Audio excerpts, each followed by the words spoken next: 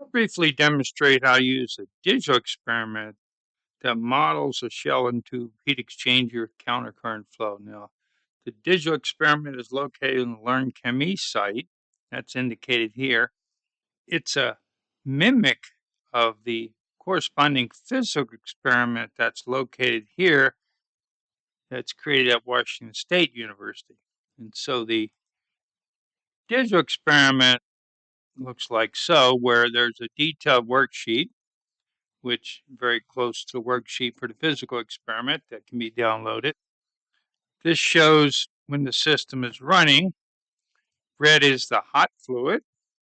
The valve can change the flow rate somewhat. Blue is the cold fluid. And there's a pump in the two feed beakers.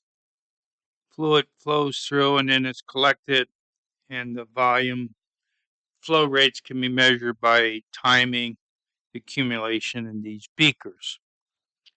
There's some short directions.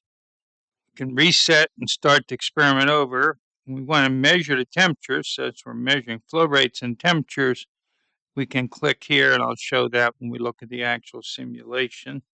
Now, if you look around this dashed line, it's saying that this is enlarged. So the volume, the size of the heat exchanger, has been increased relative to the size of the beakers, just to make it easier to see the flow rates.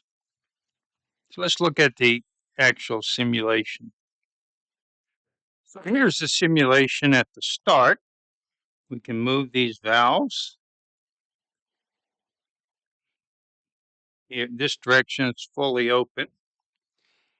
If I start the pumps, we'll see the start up, and then the liquid starts accumulating in the outlet beakers. We can measure temperatures. We click on this, the thermometer. We can locate it in the beakers. Notice hot water fed in. It's cooled down because of heat exchange. Cold water fed in, and it's heated up.